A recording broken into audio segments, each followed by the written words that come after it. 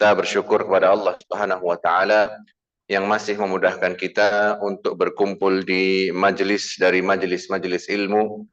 Maka kita mengucapkan alhamdulillah walhamdulillah tsumma alhamdulillah. Karena seandainya bukan karena taufik dan karunia dari Allah Subhanahu wa taala, tentulah kita tidak akan dimudahkan untuk melangkahkan kaki kita dalam rangka melaksanakan ibadah yang begitu mulia, yaitu ibadah talabul ilm. Insyaallah pembahasan kita pada pagi hari ini sebagaimana yang telah dijadwalkan adalah tentang kitab Ahkamil Had, yaitu hukum had dan juga pembahasan tentang zina, hadduz zina. Ya. Secara umum, ya, had itu sebagaimana disebutkan oleh penulis di sini, ya, kita formatnya kita baca kemudian kita jelaskan. Ya. Baik. Al-babul awal, ya, definisi hukum had, pensyariatannya dan hikmahnya dan masalah-masalah lainnya. Definisi hukum had. Lughatan, ya, secara bahasa, al-haddu maknanya adalah larangan. Bentuk jamaknya al-hudud. Jadi mufradnya itu haddun dan jamaknya hudud. Sedangkan hududullah itu maksudnya larangan-larangan Allah Subhanahu wa taala. Ya, makna lain juga terkait had itu bisa dimaknai sebagai batasan. Ya. Kalau kita maknai secara bahasa, misalkan haddun, ya, haddul haram, ya, batas dari wilayah Masjidil Haram atau Masjidil Nabawi misalkan, haddul haram, atau hududud daulah, batas-batas negara misalkan. Ya, jadi had itu bisa dimaknai larangan, bisa juga dimaknai sebagai batasan, ya, sebagai watilka hududullah, itu adalah batasan-batasan Allah. Ya, di sini dalam surah Al-Baqarah, tilka hududullah fala taqrabuha, itu adalah larangan-larangannya Allah Subhanahu wa taala, maka janganlah kamu mendekatinya. Kenapa dinamakan had? Karena had itu menunjukkan larangan bagi siapa yang hendak melakukan tindakan tersebut. Secara syariat, ya, hukum had adalah hukuman yang ditetapkan di dalam syariat karena haknya Allah Subhanahu wa taala. Maksudnya apa? Hukuman itu bisa ada karena hak Allah Subhanahu wa taala dilanggar dan bisa juga karena hak manusia yang lain. Misalkan terkait zina, ya, terkait mencuri, misalkan. Maka ini adalah had, ya, yang hukumannya sudah Allah Subhanahu wa taala tentukan.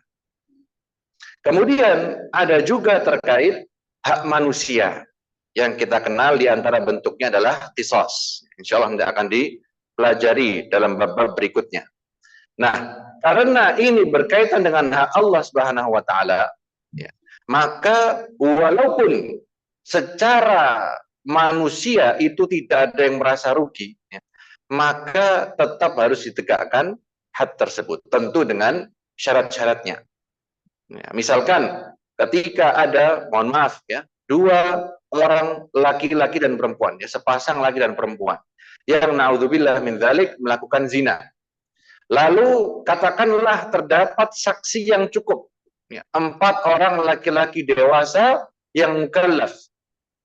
Kemudian mereka melaporkan dan bersaksi di majelis hakim. Ya, maka secara teori ini sudah layak untuk ditegakkan hukum had.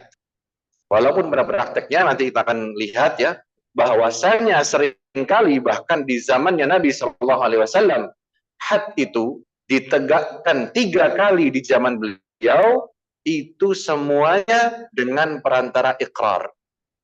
Ya. Jadi had itu hadduz zina, ya, hukum yang ditetapkan untuk pelaku zina bisa ditegakkan bila ada salah satu di antara 2 hal. Entah dia mengaku, ya, namanya ikrar, atau syahadat, yaitu saksi dari 4 orang laki-laki dewasa. Nah, kemudian nulis mengatakan ada yang berkata hukuman-hukuman yang ditetapkan secara syar'i pada pelanggaran tertentu untuk mencegah terjadinya pelanggaran yang sama atau dosa yang sama, di mana hukuman tersebut disyariatkan padanya. Ya. Di antara dalil disyariatkan yang hukum had, ya, seperti zina. Zina hukum hadnya apa? Mungkin kita sedikit ini. Hukum had zina apa? Ya, rajam untuk yang muhsan. Ya. Apa maksudnya muhsan nanti akan kita pelajari. Kalau yang ghairu muhsan hukumnya ya dicambuk 100 kali dan taghribu amin. Diasingkan selama 1 tahun. Kemudian minum khamr. Hukum hadnya apa? Dicambuk. Ya. Jumlah cambukannya ada yang menyebutkan 60, ada yang menyebutkan 80. Ya. Dan mencuri. Hukum hadnya adalah apa? Potong tangan. Dan detail-detail lainnya terkait dengan hududullah, hukum hadnya Allah Subhanahu wa taala. Kemudian berikutnya, hikmah pensyariatan hukum had. Hukum had, ya, had tadi disyariatkan sebagai mencegah manusia agar tidak melakukan dosa-dosa dan melanggar batasan-batasan Allah. Sehingga ketenangan akan terwujud di masyarakat. Keamanan akan menyebar pada anggotanya, ketentraman meliputi mereka dan kehidupan pun menjadi baik. Kalau kita perhatikan, ya, ketika kita mengatakan negara maju di zaman sekarang, yang terbayang di pikiran kita negara apa? Amerika, ya, atau negara-negara Eropa, atau negara Cina. Ya, kalau Cina mungkin kita tidak bicara dulu ya, agak berbeda. Kita bicara Amerika. Apakah mereka ada mengenal namanya hukum rajam? Tidak. Bahkan mohon maaf, kalau kita lihat keadaan orang-orang Amerika dari berita-berita, ya, yang namanya zina itu, naudzubillah min dzalik, tersebar dengan begitu dahsyatnya di kalangan mereka. Bahkan ironisnya, mereka itu misalkan ya, kan batas usia dewasa di sana berapa? 18. Ya, 18 tahun. Kalau menurut Islam berapa? Yang namanya baligh. Berapa tahun? Ada 3 hal. Ya, baligh itu bisa ditentukan dengan 3 hal. Yang pertama, dia sudah, mohon maaf ya, mimpi basah atau haid untuk perempuan. Yang kedua, sudah muncul tanda-tanda kedewasaan. Misalnya untuk laki-laki apa? Jakun. Lalu jenggot. Ya, kemudian mohon maaf apa? Bulu-bulu di area-area tertentu. Begitu pula untuk perempuan, ya. Ketika sudah tumbuh bulu di area-area tertentu, ya, atau sudah nampak perubahan pada bagian-bagian tertentu, ya, maka sudah masuk usia balik. Atau yang ketiga, ketika sudah mencapai usia berapa? 15. Nah, berarti kan standar Islam yang klasik ya, itu di bawah dari standar Amerika. Ya, Indonesia juga 18 sekarang ya. Nah, tapi di sana itu kalau misalkan menikah di usia di bawah 18, boleh atau tidak? Ya, kalaupun boleh itu di beberapa negara bagian dan dipersulit. Tapi mohon maaf, anak usia SMP itu sudah banyak yang melakukan zina. Jadi ada standar ganda. Ketika mereka mengatakan nggak mungkin, apa? Mohon maaf ya, mereka di antara yang sering mereka gunakan untuk menyerang Nabi Muhammad SAW apa? Bahwasanya Rasulullah SAW menikahi Aisyah radhiyallahu anha, sedangkan usia beliau 9 tahun. Ya. Itu mereka mengatakan, mohon maaf ya, Muhammad adalah seorang, ya apalah panggilan-panggilan mereka. Tapi mereka sendiri membiarkan masyarakat mereka rusak karena zina. Jadi standar ganda. Dan mereka juga tidak membuat itu sebagai sebuah tindakan kriminal. Suku apa? Kata kuncinya apa? Kata kunci yang sering mereka gaungkan untuk membedakan antara ini kriminalitas, tindak kejahatan atau bukan. Consent. CONSENT. Itu maknanya persetujuan. Ya. Jadi ketika dua pihak saling setuju untuk mohon maaf melakukan zina misalkan, maka tidak dikatakan sebagai perbuatan kriminal. Alhamdulillah minzalik. Padahal kita bilang tadi had itu berkaitan dengan haknya Allah. Jadi mau mereka ngakunya, saya ini memang pengen melakukan, saya sama-sama suka, tetap dikategorikan sebagai dosa besar.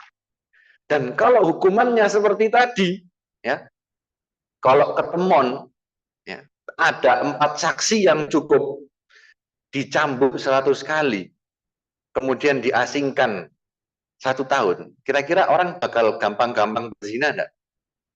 Enggak. Ya, soalnya hukumannya sebegitu mengerikannya. Apalagi yang sudah menikah. Sudah menikah hukumannya apa kalau zina? Rajam sampai mati. Dan rajam itu berbeda dengan apa? Pemenggalan ya. Kalau dipenggal ya sudah selesai. Tapi kalau rajam, ukuran batu rajam itu seberapa? Setelapak tangan. Ya. Kalau kita batunya sebola basket misalkan, dilempar sekali mungkin mati ya. Ceder langsung berangkat gitu ya. Tapi kalau ukuran sekepalan tangan aja segini, kira-kira dilempar sekali langsung mati apa enggak? Enggak. Ya, dikumpulkan banyak dilempar. Berarti kejam, Ustadz. Nanti merasakan rasa sakitnya. Memang itu yang diinginkan oleh syariat. Supaya apa? Ada hukuman yang ditakuti.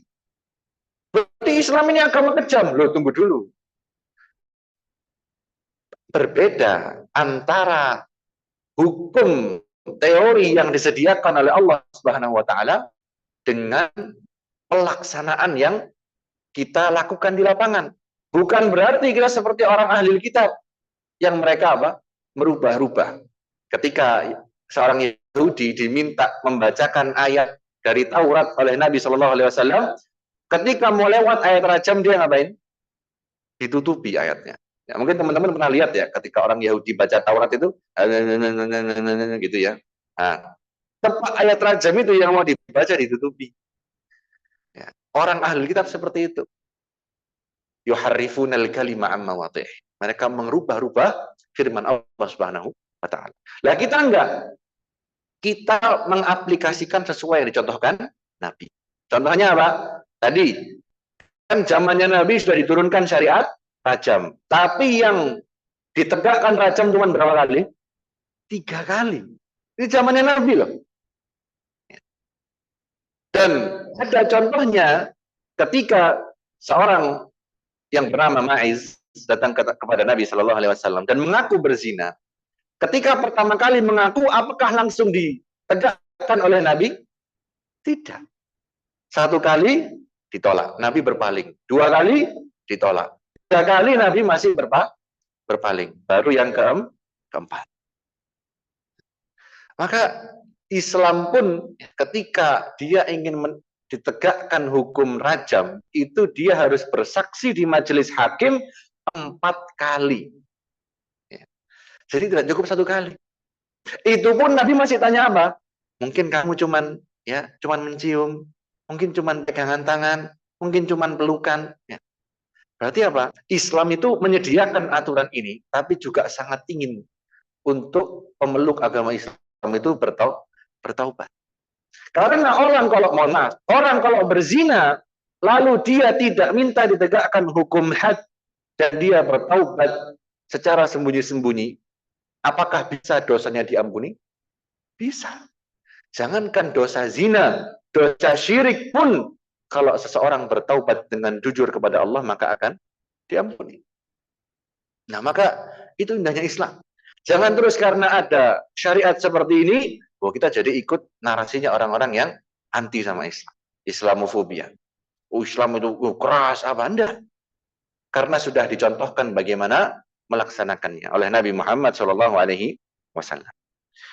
Kemudian penulis menyebutkan hukuman ini disyariatkan dalam rangka membersihkan dosa hamba di dunia, berdasarkan hadis Ubadah bin Samit radhiyallahu anhu yang marfu'. Yang marfu' itu maksudnya apa? Marfu' itu maksudnya sampai kepada Nabi. Jadi ada hadis marfu', ada hadis mauquf, ya. Kalau marfu itu sanadnya itu valid sampai Nabi Muhammad SAW. Kalau mauquf cuman sampai ke sahabat. Tentang syarat bai'at, ya. Wa man asaba min dzalika syai'an fa'uqiba bihi fahuwa kafaratuhu, kata Nabi SAW. Barang siapa, ya, kalau dalam bai'at itu disebutkan terkait hal-hal yang tidak boleh dilakukan. Nah, makanya Nabi menyebutkan, maka barang siapa yang melakukan hal-hal yang dilarang tadi, lalu dia dibalas, ya, ditegakkan hukuman, dihukum, fa'uqiba bihi fahuwa kafaratuh, maka hukuman itu merupakan kafarat dosanya. Tadi Ustaz katanya kalau sendiri-sendiri apa, sembunyi-sembunyi bisa diterima, betul. Tapi ya, ketika ditegakkan dalam bentuk hukuman, maka seakan-akan kita bisa lebih yakin. Kenapa? Karena sudah ada bentuk yang nyata di depan mata bahwa hukuman itu telah tegak. Nah, sedangkan kalau kita sendiri-sendiri mungkin masih ada ya sedikit keraguan, ya, sedikit kebimbangan atau hal-hal semacamnya. Juga hadis yang lain dari sahabat Khuzaimah bin Thabit radhiyallahu anhu, man asaba an uqima alaih dzalikal haddu fa huwa kafaratu dzambihi. Barang siapa yang melakukan dosa kemudian mengakibatkan had, lalu hukuman had itu ditegakkan padanya, maka hukuman itu adalah kafarah, pelebur dosa baginya. Hudud ini mewujudkan kemaslahatan. Di samping itu ia adalah keadilan, bahkan puncak keadilan. Kenapa disebut maslahat? Karena tadi ya, ketika manusia dibiarkan melakukan apa yang mereka inginkan tanpa hukuman yang jelas, mereka akan lepas kendali. Tapi ketika ada hukuman yang, ya, kita harus jujur ya, ini bukan hukuman yang loyo ya, bukan hukuman yang enak gitu. Mohon maaf, ketika saya nggak bilang penjara itu enak, enggak. Tapi di penjara ya kita masih ada tempat tidur, masih ada makanan walaupun kurang layak misalkan. Dan bisa, mohon maaf, masih melakukan hal-hal yang buruk lainnya di penjara. Malah bikin sindikat ya. Dari dalam penjara masih bisa mengatur penjualan obat-obatan terlarang, naudzubillah min dzalik. Nah, tapi kalau hukumannya rajam misalkan, wah sudah habis. Tinggal nanti ketemu sama Allah Subhanahu wa taala aja. Nah, itu maslahat. Ketika orang itu takut dengan hukuman, ya, maka mereka akan cenderung untuk tidak melakukan hal yang dilarang tersebut. Lalu keadilan, kenapa puncak keadilan? Karena yang menentukan hati itu siapa? Allah Subhanahu wa taala. Bukan kita. Kalau kita disuruh mikir sendiri, mungkin kita nggak ketemu ya hukuman seperti ini. Yang dibenamkan sampai bagian atas badan, kemudian dilemparkan batu. Subhanallah. Ini hukuman yang sangat spesifik dari Allah Subhanahu wa taala. Maka Allah Subhanahu wa taala sebagai yang Maha Adil tentu lebih mengetahui hukuman yang pantas. Kemudian wajibnya menegakkan hukum had di antara manusia. Ya. Jadi hukum had itu ketika sudah valid, hukumnya apa? Wajib. Walaupun ya, ada pengecualian. Sebagian ulama menyebutkan, ketika orang yang akan ditegakkan hukum rajam misalkan, karena pengakuannya iqrar, lalu sebelum ditegakkan dia kembali, ya, maka hukumnya apa? Tetap dilepaskan. Ya. Karena sahabat Nabi tadi yang dirajam itu sebelum mau dilempar batunya, itu dia mau menyatakan bahwa apa? Nggak jadi gitu. Tapi sebelum dia sempat ngomong, sahabat sudah ngelempar batu dulu. Akhirnya kena terus nggak bisa ngomong. Sudah saking kesakitannya gitu. Padahal kata Nabi apa? Kenapa nggak kalian biarkan aja? Ya. Dan sebagian ulama uniknya yang menyebutkan, ketika dia itu mau ditegakkan hukum hadnya karena pengakuan, kemudian dia mau mundur, maka disunahkan bagi hakim untuk menerima pengunduran diri tersebut. Jadi bukan cuma boleh, tapi hukumnya sunnah. Bayangkan. Karena apa? Kadang orang itu tidak perlu dihukum untuk menyesal. Kadang diweden-wedeni sudah UTW mau dihukum aja dia sudah menyesal. Nah, maka tidak masalah. Subhanallah. Tapi hukum asalnya apa? Wajib. Dan larangan syafaat di dalamnya. Maksudnya syafaat apa? Kita, ya misalkan, ya ini kayak di negeri Wakanda ya, alhamdulillah, bukan Indonesia ini. Sudah jelas ini hukumannya, ini kena ini. Ya. Sudah mau ditegakkan hukumannya, terus Pak, kan belum kebeli rumah yang 10 miliar itu kan. Ya, itu Lexus LM terbaru baru keluar, Pak. Bolehlah ini ya. Tolong dibantu. Tolong dibantu ya. La ilaha illallah. Nah, had itu ya, walaupun hukuman secara umum ya tidak boleh untuk diberikan syafaat. Ya. Kecuali hukuman-hukuman yang dolim. Misalkan orang akan dihukum secara dolim, kemudian ada pejabat yang membantu agar tidak dihukum, maka hukumnya boleh, sunnah. Ya. Karena mencegah kedoliman. Tapi kalau hukuman yang memang seharusnya, ya, kemudian ada syafaat itu perantara. Ya Pak, omong nopo, Pak iki lho, kan koncone sampean misalkan. Nah, hukumnya apa? Haram. Apalagi terkait had. Hadnya Allah Subhanahu wa taala. Kita ulang lagi, had itu apa? Hukuman yang ditentukan oleh Allah Subhanahu wa taala terkait haknya Allah. Jadi ada beda ya. Misalkan hukuman orang yang korupsi, apakah kita sebut had? Tidak, karena tidak ada ketentuannya. Nah, maka kalau tidak ada ketentuan itu masuknya hukum apa? Takzir. Ya. Ta'zir. Ta'zir itu definisinya hukum yang tidak ditentukan secara eksplisit oleh syariat dan dikembalikan ke kebijaksanaan hakim. Yang mana kalau sekarang itu tidak perlu tiap-tiap hakim menghukumi, tapi sudah ada panduannya. Nah, kalau di Indonesia mungkin agak susah ya. Kita bisa lihat di Saudi, ya, di Saudi. Kemudian di sini Nabi Shallallahu Alaihi Wasallam bersabda, "Iqamatu haddin min hududillah khairun min matar arba'ina lailah fi biladillah." Subhanallah. Menegakkan hak dari hak-haknya Allah, yaitu hukuman had tadi, itu lebih baik, ya, lebih utama dari hujan selama 40 malam. Ya.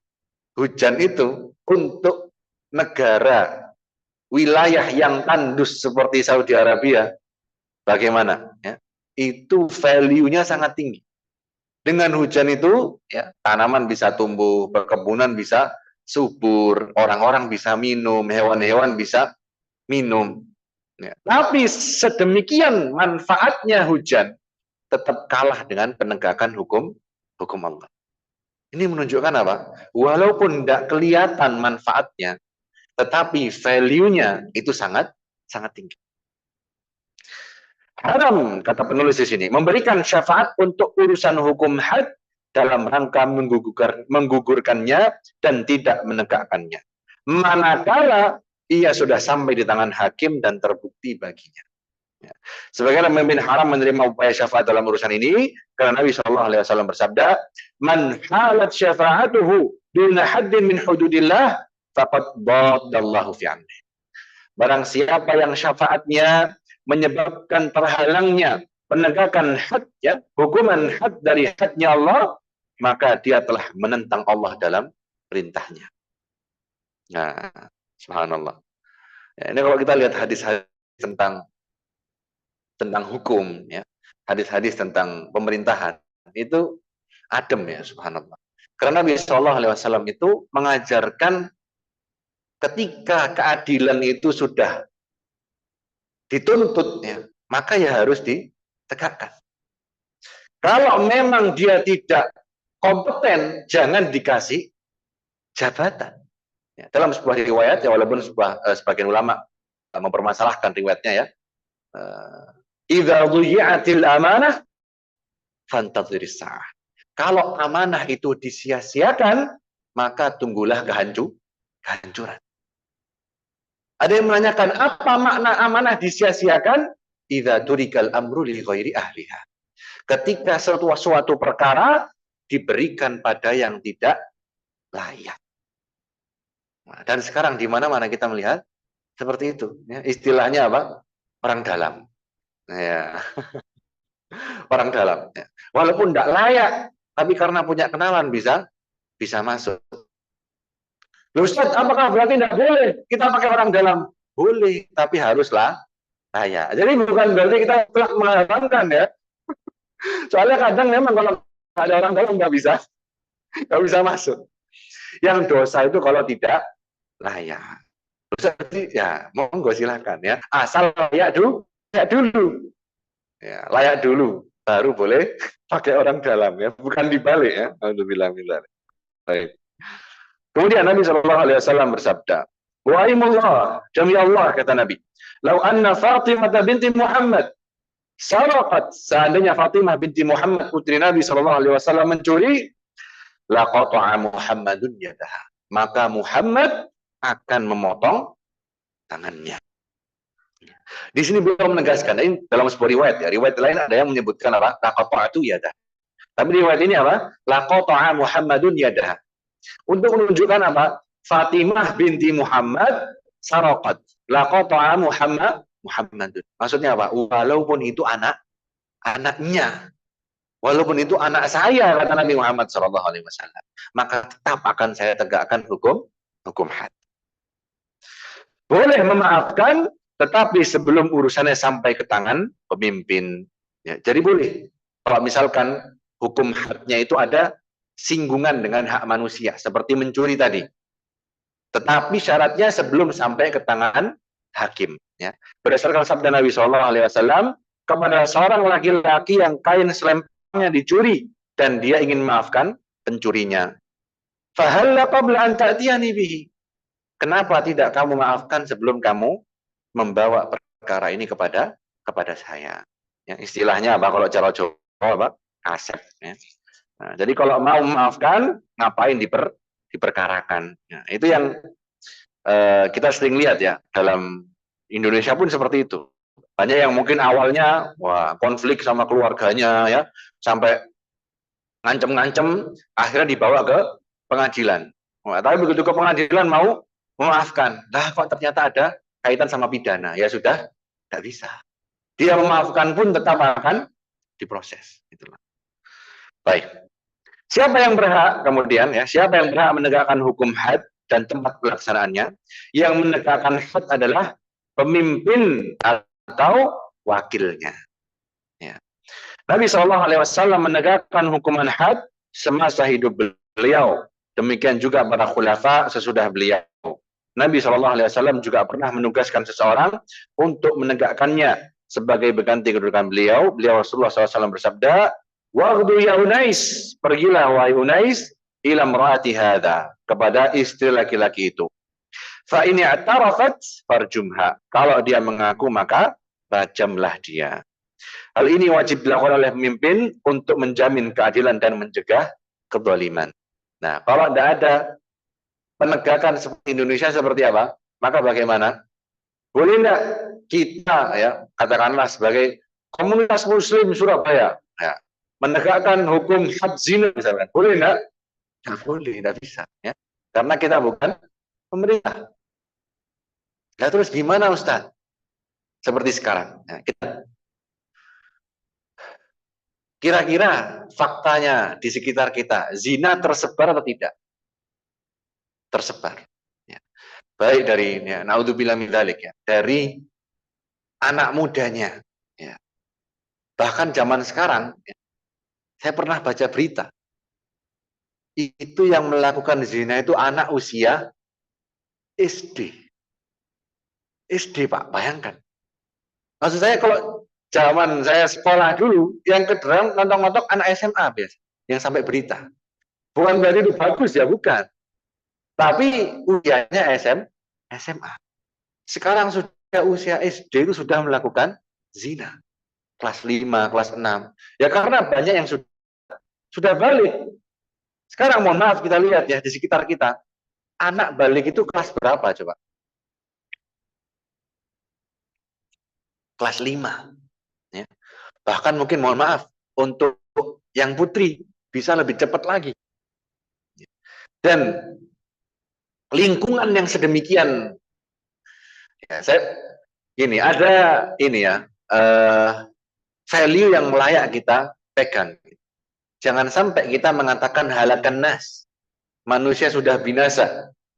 Kenapa? Karena ada perkataan man qala halakan nas, barang siapa yang mengatakan manusia telah binasa, fahuwa ahlakuh, maka dia yang paling binasa. Jadi kita itu jangan terlalu pesimis dengan keadaan masyarakat. Fihim khair, ada kebaikan. Tapi yaghlibu alaihim asyar. Ya. Keburukan itu lebih nampak. Jangankan masalah zina, Pak. Orang anak ya, anak sekarang. Kalau bukan di lingkungan Islami, ketika dia sholat 5 waktu dibilang apa? Alim. Oh, alim yo saiki sholat. La haula wala quwata illa billah. Padahal sholat itu hukumnya wajib. Lebih besar mana dosanya? Melakukan zina atau meninggalkan sholat wajib? Meninggalkan sholat wajib. Dan masyarakat kita banyak yang bermudah-mudahan meninggalkan sholat wajib. Dan tidak ada hukum hadnya meninggalkan sholat wajib. Walaupun sebagian ulama ya, termasuk diantaranya mazhab Hambali, itu yang meninggalkan sholat karena malas hukumnya kafir. Lalu kalau hukumnya kafir bagaimana? Yustatabu salasata ayyam. Disuruh untuk bertobat selama 3 hari. Ada juga yang menyebutkan waktu-waktu lainnya, berbeda pendapat. Tapi yang jelas kalau tetap nggak mau sholat, dia apa kan? Ya, dihukum. Ya. Ada yang sebagian menyebutkan dihukum murtad dan dibinasakan. Ya. Tapi kalau mazhab jumhur, orang yang tidak sholat karena malas itu belum sampai kafir. Nah, tapi jelas dosanya lebih besar daripada dosa zina. Sama, orang itu menggampangkan tinggalkan sholat, menggampangkan juga melakukan zina. Sekarang ya, nyun sewu, di lingkungan rumahnya, orang itu mudah berkata-kata kotor. Kalau saya tanya panjenengan yang pernah belajar bahasa Inggris mungkin, atau lihat konten-konten berbahasa Inggris, umpatan dalam bahasa Inggris apa? Yang Anda bayangkan apa? Apakah kata-kata yang depannya F? Iya atau tidak? Iya kan? Artinya apa itu? Artinya berhubungan. Alhamdulillah. Ucapan-ucapan kotor ya, yang dalam bahasa Indonesia juga kita tahu orang itu sering mengumpat dengan kata-kata yang buruk seperti itu. Ketika sesuatu itu sering kita dengar, sering terpapar, maka hati kita jadi apa? Istilahnya apa ya? Kebas. Kebas itu apa? Mati rasa. Jadi orang kalau awalnya dicubit itu sakit, semakin sering dia dicubit di lokasi yang sama, rasanya tidak sakit. Sama seperti itu. Hati kita yang awalnya putih bersih, ketika kena maksiat sedikit, kena buruk sedikit, terodai. Kita, terasa nggak enak. Tapi tiap hari, berganti bulan, berganti tahun, tiap hari kita dengar orang ngomong-ngomongan seperti itu. Dengan pandangan yang mohon maaf ya, sangat susah. Bukan nggak mungkin ya, susah menjaga pandangan di zaman kita sekarang. Ada seseorang yang bilang, kita ya sekarang lebih banyak melihat wanita cantik ini untuk laki-laki ya. Lebih banyak melihat wanita cantik dibandingkan raja semasa hidupnya. Kenapa? Dulu raja itu kalau mau dapat, mohon maaf ya, perempuan itu harus beli dulu. Kalau budak misalkan harus perang dulu, harus apa dulu, harus ini dulu, gak gampang. Sedangkan yang di jalan itu ya dulu nggak ada Pak skincare Pak. Orang nggak ada dulu ya segitu aja. Nah, cuman sekarang subhanallah semua berlomba-lomba apa? Memperbagus tampilannya. Semua berlomba-lomba ingin dilihat ya penampilannya. Ya, saya nggak bilang ini benar ya, tapi karena tuntutannya seperti itu. Ada ungkapan yang sering saya sebutkan di pengajian ya, majelis ya. Keadilan sosial untuk seluruh rakyat apa? Yang good looking ya. Subhanallah. Karena masyarakat itu menuntut ya, harus nampak ganteng, ya, harus nampak cantik, harus wah make up, harus apa? Bahkan kantor pun ada yang mewajibkan. Bayangkan perempuan yang ingin menjaga ifah dirinya, lalu ketika dia ingin terpaksa misalkan, terpaksa harus bekerja, tempat dia mencari maisha mewajibkan dia pakai make up, mewajibkan dia tabarruj, naudzubillah min dzalik. Atau mengharamkan pakai rok. Ada tempat kerja seperti itu, bahkan banyak saya. Dan masih ada juga kebajutnya yang mengharamkan pakai jilbab. Nah, maka masyarakat yang sering terpapar, hati itu sudah apa? Mati rasa. Ketika ya interaksi itu sangat gampang, interaksi sangat mudah. Naudzubillah, kalau kita tahu Pak, di kantor-kantor itu, yang namanya zina, itu naudzubillah lah. Bahkan sampai ada istilah apa? Suami omah sama suami kantor ya. Bojo omah sama bojo kantor. Jadi ketika diantar dia di drop sama suaminya di kantor, ya cipika-cipiki salim ya, sudah ketika ketemu suami ya bojo kantornya ini juga apa? Cipika-cipiki salim juga. La haula wala quwata illa billah. Jadi subhanallah. Karena zaman yang seperti ini ya, kita itu harus semakin kuat. Karena dengan hal-hal dalam tanda kutip yang remeh yang kita biarkan, maka kita akan mudah terjerumus pada hal yang besar. Allahul musta'an. Lanjut.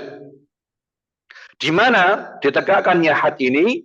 Tegakkan di tempat manapun selain masjid. Ya, nah Nabi sallallahu alaihi wasallam an yustaqada fil masjid wa an tunshada fihi al-asy'ar wa an tuqama fihi al-hudud. Nabi sallallahu alaihi wasallam melarang untuk dilakukannya qisas, ya, qisas di masjid dan dilantunkan syair, dan Nabi sallallahu alaihi wasallam melarang untuk ditegakkan hukuman had di dalam masjid. Kenapa? Untuk menjaga agar masjid tidak dikotori. Dalam sebagian riwayat tentang kisah dirajamnya Ma'is, fa'ukhrija ilal harrah farujim. Maka Ma'is dibawa keluar ke Harrah. Harrah itu sebuah daerah di Madinah. Lalu ia pun dirajam. Baik, kemudian kita masuk ke hukuman hadduz zina. Ya. Jadi had itu ada beberapa, diantaranya terkait dengan zina. Yang pertama, definisi zina.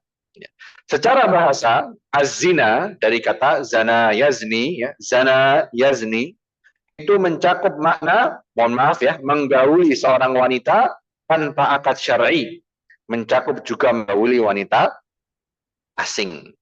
Ya. Nah, secara syariat, zina adalah hubungan ya yang dilakukan oleh laki-laki terhadap seorang perempuan pada jalan depan. Tanpa akad kepemilikan, ya maksudnya apa? Akad kepemilikan ini, karena ketika dulu sebelum perbudakan itu dihapuskan ya, itu masih ada perbudakan, maka apa hukumnya seorang tuan, mohon maaf ya, berhubungan dengan budak perempuannya, hukumnya apa? Boleh. Hukumnya boleh ya, tapi ya, ketika boleh seorang tuan, mohon maaf, berhubungan dengan budaknya, maka ada ketentuan yang mengikuti. Misalkan apa? Tidak boleh ada orang lain yang berhubungan dengan budak tersebut. Lalu budak itu hanya dimiliki oleh satu orang tuan saja. Lalu ketika budak ini nanti akan misalkan, mohon maaf, dijual ya, maka dia harus dipastikan tidak dalam keadaan hamil, istibra. Ya. Jadi ya walaupun kita mungkin agak ini ya, ya ngomongkan tentang perbudakan, tapi ini ilmu. Jadi dan memang dalam suatu saat itu ada perbudakan dan hukumnya seperti itu. Boleh seorang tuan untuk berhubungan dengan budak perempuannya. Tanpa akad kepemilikan tadi ya budak, atau syubhat dalam akadnya. Syubhat dalam akad itu misalnya seperti apa? Jadi misalkan ketika perempuan itu dia tidak belajar ilmu agama. Lalu dia merasa, oh kalau suaminya mendiamkan selama sekian-sekian, ya, maka itu sudah talak. Ya, jadi dia mengira dia sudah ditalak. Padahal belum, secara hukum mahkamah dia belum ditalak. Ya. Lalu dia menikah dengan laki-laki lain. Ya. Laki-laki lain juga tidak tahu. Dia mengiranya sudah janda. Ternyata masih menikah. Nah, kemudian mohon maaf berhubungan. Nikahnya sah atau tidak? Tidak sah. Tapi apakah dihukumi sebagai zina yang layak dirajam? Tidak.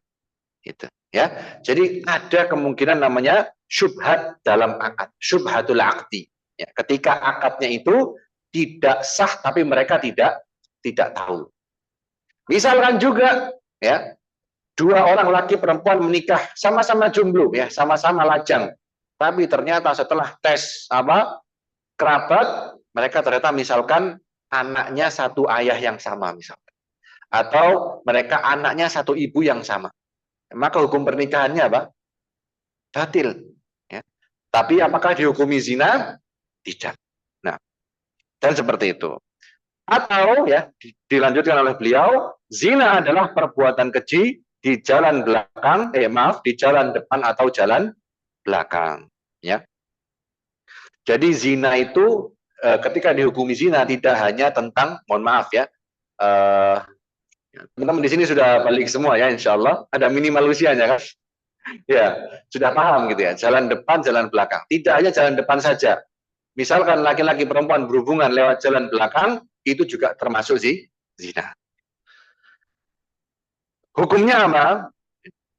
Bentar, lihat ini ada perincian nggak ya? Oke. Nah, ini kalau mau dirinci sebenarnya banyak ya. Nah, di antaranya ya enggak usah lah ya, karena disebutkan di sini daripada wagu ya membahasnya. Oke. Hukum zina. Zina adalah haram termasuk dosa-dosa besar. Berdasarkan firman Allah Subhanahu wa taala, "Wala taqrabuz zina." Janganlah kalian mendekati zina, innahu kana fahishatan wa sa'a sabila. Karena zina itu adalah perbuatan yang keji dan suatu jalan yang buruk.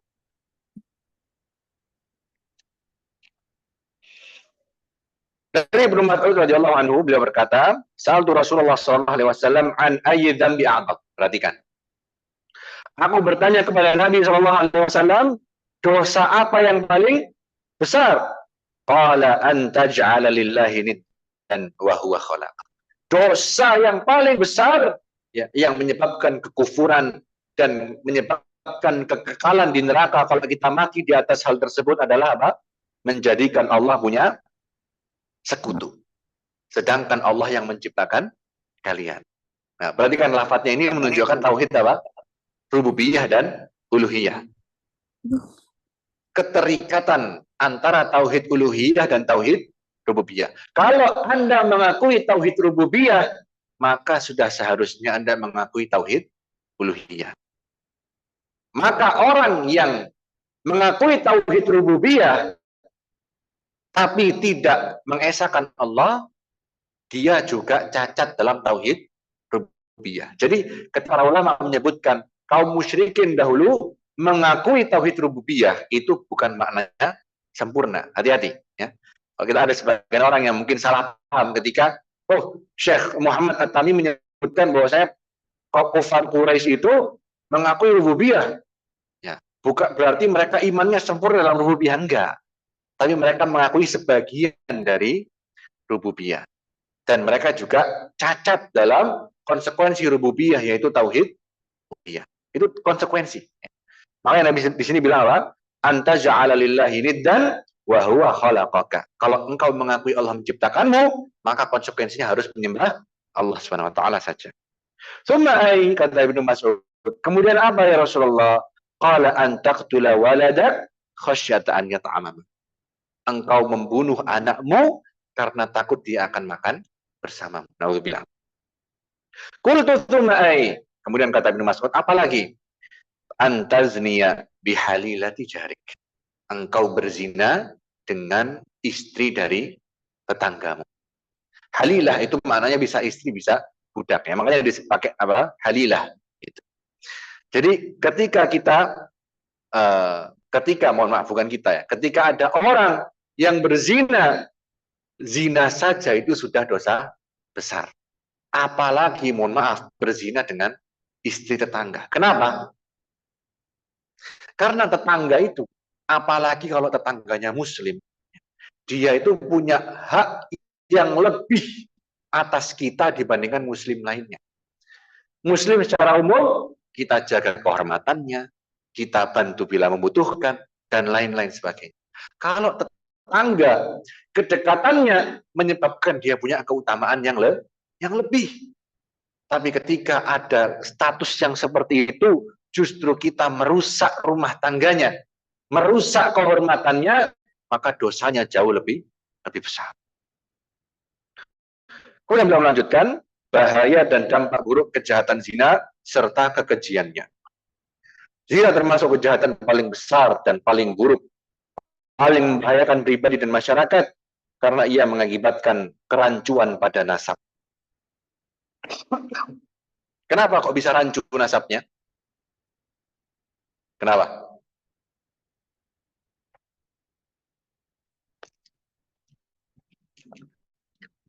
Karena kalau perempuan itu, mohon maaf ya,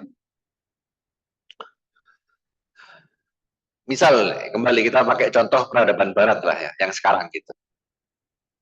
Mungkin nggak satu laki-laki itu, mohon maaf ya, berhubungan dengan lebih dari satu orang perempuan? Mungkin. Mungkin nggak satu orang perempuan berhubungan lebih dari satu orang laki-laki? Mungkin. Dan sakitnya lagi, ada sebagian orang ya, yang justru bangga ketika melakukan hal seperti itu. Jadi dia bangga karena melakukan hal seperti itu gitu loh. Nah, katakanlah dia berhubungan dengan 2 orang saja, laki-laki. Lalu dia hamil. Apakah dia bisa menentukan ini anak siapa? Kalau sudah lahir, mungkin bisa. Tapi hukum Islam itu tidak mensyaratkan hasil dari tes genetik. Jadi, Islam itu tidak menunggu adanya tes genetik untuk memvalidkan keturunan. Al-walad lis-sarir. Anak itu tergantung. Sarir itu artinya apa? Ya, lil firash, mohon maaf ya. Jadi dia itu statusnya menikah sama siapa, maka anaknya diikutkan kepada suaminya itu. Bayangkan. Jadi Islam itu walaupun katakanlah genetik apa-apa, itu nanti. Tapi ketika awalnya dia tetap bin atau bintinya siapa? Suaminya. Bayangkan. Ketika, ya teman-teman di sini ada yang sudah punya anak mungkin? Sudah ya? Bayangkan Pak, kita menemani istri kita hamil. Menemani istri kita lahiran, menyusui, mendidik segala macam. Terus ternyata itu anak hasil zina. Perasaan seperti apa? Merasa dikhianati yang ya alhamdulillah insya Allah semoga Allah jaga kita semua ya. Tapi membayangkannya sudah ngeri. Nah kalau zina dibiarkan maka bisa seperti itu. Belum lagi ya kalau zina dibiarkan ada saudara laki-laki menikah dengan saudara perempuannya dan mereka tidak tahu. Kenapa? Ya karena tidak ada status pernikahan yang membuat nasabnya valid. Walaupun rincian permasalahan ini banyak ya, rinciannya banyak, pelik sekali. Tapi secara umum kalau zina dibiarkan, nasab itu akan kacau. Ya. Nah, seperti itu. Lalu beliau menyebutkan di sini, dan dampaknya juga ada permasalahan ketika warisan. Ya. Walaupun warisan ini kalau secara harta mungkin, ya begitulah ya, masalah harta aja. Yang ngeri tadi yang saya sebutkan. Hilangnya saling mengenal dan membantu dalam kebenaran. Zina juga mengakibatkan keruntuhan rumah tangga, tersia-siakannya anak-anak, buruknya pendidikan mereka, dan rusaknya akhlak mereka. Percaya atau tidak? Ya. Bukan percaya atau tidak ya. Sebagian riwayat dari para ulama itu menyebutkan, aku melakukan suatu dosa, lalu aku bisa melihat efek dari dosa itu pada istriku, anak-anakku, dan juga tungganganku. Bayangkan, bahkan mobil minta servis itu bisa jadi karena dosa. Tahu-tahu businya apa? Los ya. Tahu-tahu karburatornya bermasalah. Tahu-tahu ada aja masalah. Ini motor gak mari-mari masalah ya. Bisa jadi karena dosa. Itu mobil, Pak. Yang disebutkan terakhir, tunggangan. Yang pedih itu kalau apa? Efek dosa itu nampak pada istri dan anak. Walaupun mungkin ya agak jauh kalau kita katakan anak mendapatkan musibah, misalkan anak sakit marah apa karena dosa. Ya, ini agak jauh. Tapi yang mungkin apa? Sikapnya anak jadi buruk. Istri jadi apa? Nah, cara Jawa ini apa? Mokong ya. Padahal kadang sing mokong gak punya istri toh, lanangnya ya iso mokong ya. Mokongnya istri itu karena mokongnya suami. Walaupun tetap ada juga. Suaminya sudah nabi, Pak. Ya, istrinya tetap mokong juga balelo gitu. Nah, tapi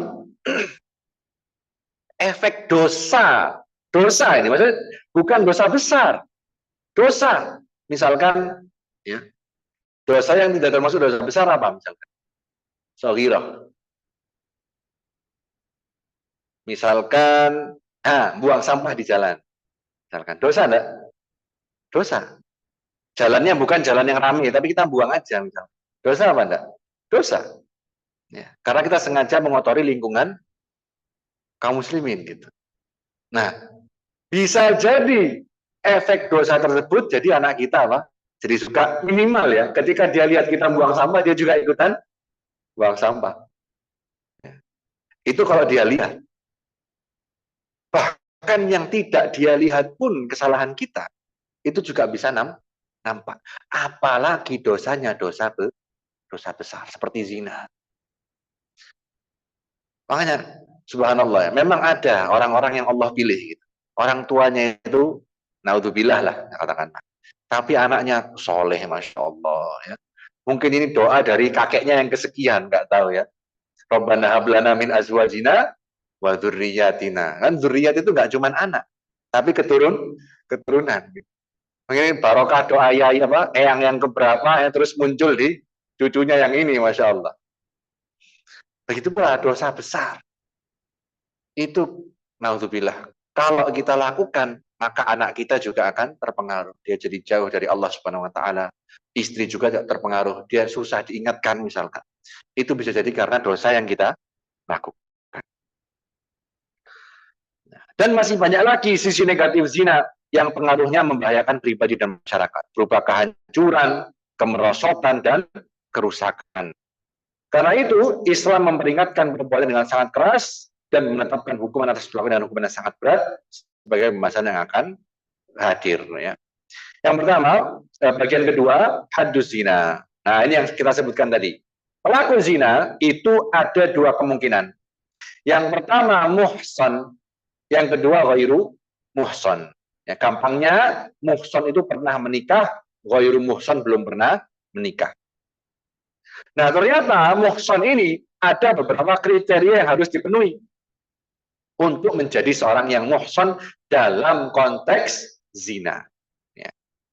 Yang pertama, terjadinya hubungan pada jalan depan. Ya. Jadi maksudnya dia pernah menjadi suami, pernah menjadi istri, lalu sampai berhubungan. Lalu yang kedua, hubungan itu terjadi dalam akad pernikahan yang sah. Ya. Jadi kalau pernikahannya tidak sah, misalkan seperti yang kita sebutkan tadi contoh-contohnya, dia belum terhitung sebagai muhsan. Dan yang ketiga, saat terjadi hubungan, laki-laki dan wanita ini sama-sama dewasa, merdeka, dan berakal. Kalau tidak terpenuhi tiga ini, maka dia tidak termasuk orang yang muhsan. Ustaz, apakah orang yang muhsan itu disyaratkan dalam keadaan menikah ketika naudzubillah melakukan zina? Ya. Misalkan seorang duda, ya, dia sudah nikah 5 tahun misalkan, terus cerai atau istrinya meninggal dunia, lalu dia berzina sama pacarnya. Ya, laki-laki ini muhsan atau tidak? Ya, dia sudah pernah menikah, bercerai, lalu dalam keadaan duda, dia berzina. Dia muhsan atau tidak? Muhsan. Ya. Jadi tidak disyaratkan dalam keadaan menikah. Selama sudah terpenuhi kriterianya, walaupun dalam keadaan duda atau janda. Jadi, muhsan adalah orang yang pernah menggauli istrinya pada kemaluannya dalam pernikahan yang sah dan sama-sama dewasa, berakal, dan merdeka. Ini adalah 5 syarat yang harus dipenuhi untuk terjadinya zina muhsan. Dewasa, berakal, merdeka, hubungan suami istri pada kemaluan, dan hubungan dalam pernikahan yang sah. Kalau masuk dalam kategori muhsan yang pertama yang sudah pernah menikah, hukumannya apa? Hadnya adalah rajam, ya, dilempar dengan batu sampai mati. Ya, sebagai ulama memperinci, batunya seukuran apa? Seukuran tangan tadi, ya, telapak tangan, kaf. Baik laki-laki maupun wanita. Rajam diriwayatkan secara sahih dari Nabi Shallallahu Alaihi Wasallam dan mutawatir dari sabda dan perbuatan Nabi. Jadi ada hadisnya, ada juga perlakuannya. Sebelumnya rajam tercantum dalam Al-Quran, kemudian dinasakh. Nasakh itu apa? Ya, dihapus, ya. Secara bahasa bisa kita maknai dihapus. Jadi nasakh itu ada yang nasakh lafaz dan hukum, ya. Nasakh yang pertama, nasakh lafaz dan hukum. Yang kedua, nasakh hukumnya saja, lafaznya ada, ya, seperti iddah, perempuan itu berbeda-beda. Kemudian ada yang nasakh lafaznya saja, hukumnya tidak, ya. Hukumnya ada. Seperti ayat rajam, ya, ayatnya seperti ini. Asy-syaikhu wasy-syaikhatu idza zanaya farjumuhumal battah. Naka minallah wallahu azizun hakim. Ya, ini apa? Lafadznya seperti apa? Az-zaniyatu waz-zani fajridu kulla wahidin minhuma mi'ata jaldah. Ya, mirip, ya. Tapi di sini asy-syaikhu wasy-syaikhatu menunjukkan sudah muhsan. Sebelumnya, mohon maaf, ya. Dari Umar Khattab, Rasulullah SAW, Umar berkhutbah, Innallaha, kata Umar, ya, ba'atha Muhammadan bil haqq, telah mengutus Nabi Muhammad SAW dengan hak, wa anzala alaihi kitab, dan menurunkan padanya al-kitab, yaitu Al-Quran. Fakana fima anzalallah ayat ar-rajam. Termasuk apa yang Allah turunkan adalah ayat rajam. Qara'naha wa wa'inaha wa aqalnaha. Kami membacanya, kami menghafalnya, dan kami memahaminya. Farajam Rasulullah SAW wa rajamna ba'dah. Maka kami pun merajam, maka Rasulullah SAW melakukan rajam, dan kami pun merajam setelah wafatnya Rasulullah SAW. Fa'akhsha in tala bin nasi zaman an yaqula qail ma najidu rajm fi kitabillah. Kami khawatir kalau sudah berlalu waktu yang panjang akan ada yang mengatakan kami tidak mendapati ayat rajam dalam Al-Quran. Fayadillu bitarki faridatin anzalah Allah. Maka mereka pun tersesat dengan meninggalkan hukum yang telah Allah turunkan. Wa inna rajma haqqun fi kitabillahi ala man zana. Karena sesungguhnya rajam itu hak di kitabullah dalam Al-Quran atas mereka yang berzina. Idza ahsan minar rijali wan nisa idza qamatil bayyinah au kana al-hablu aw al-i'tiraf. Apabila mereka telah masuk derajat apa? Muhsan. Dari laki-laki dan perempuan. Bila bukti telah tegak, ya. Apabila bukti telah tegak itu dengan apa? Syahadat. Ya, nanti akan dibahas. Syahadat berapa orang? 4 orang laki-laki dewasa yang bersaksi dalam majelis hakim. Ya. Atau hamil, ya, ketika perutnya hamil, ya. Atau pengakuan, atau dia mengaku sendiri. Juga hadisnya Abu Hurairah radhiyallahu anhu, beliau berkata, anna rajulun minal muslimin, ada rajulun minal muslimin Rasulullah SAW wa fil masjid. Seorang laki-laki dari kaum muslimin mendatangi Rasulullah SAW dan beliau di masjid. Fanadahu, maka dipanggil, faqal, ya Rasulullah, wahai Rasulullah, ini zanait, aku telah berbuat zina. Nah, ini pengakuan yang keberapa? Pertama, ya. Fa'arada anhu, Maka Nabi berpaling. Fatanahha tilqa wajhi. Dan Nabi SAW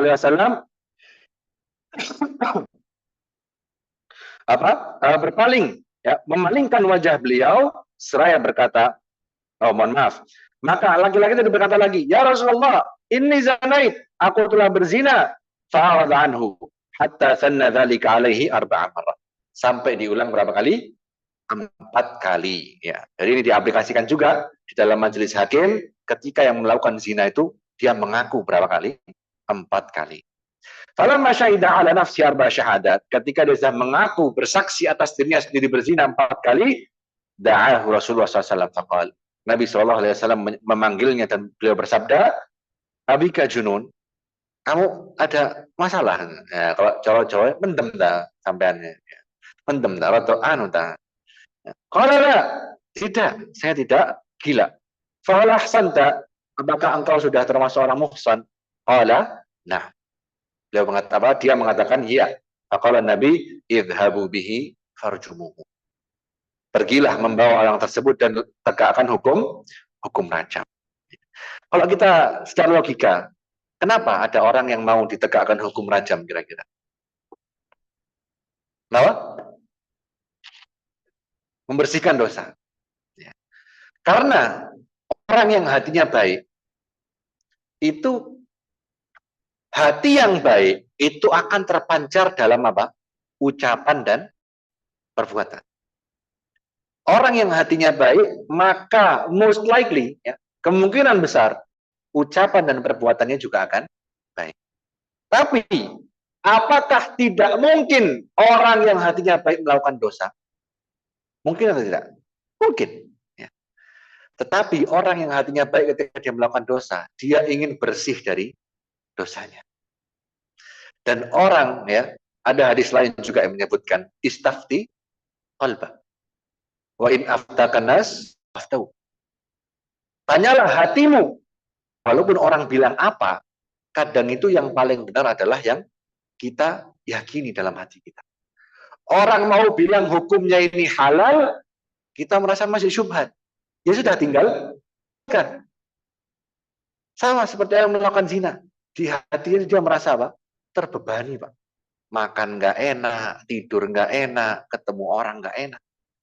Maka dia ingin melegakan perasaan bersalahnya itu dengan menegakkan hukum rajam. Ya, bahkan disebutkan, ya, ketika ada seorang wanita yang bertaubat dengan minta ditegakkan hukum rajam, kata Nabi apa? Jangan celah dia.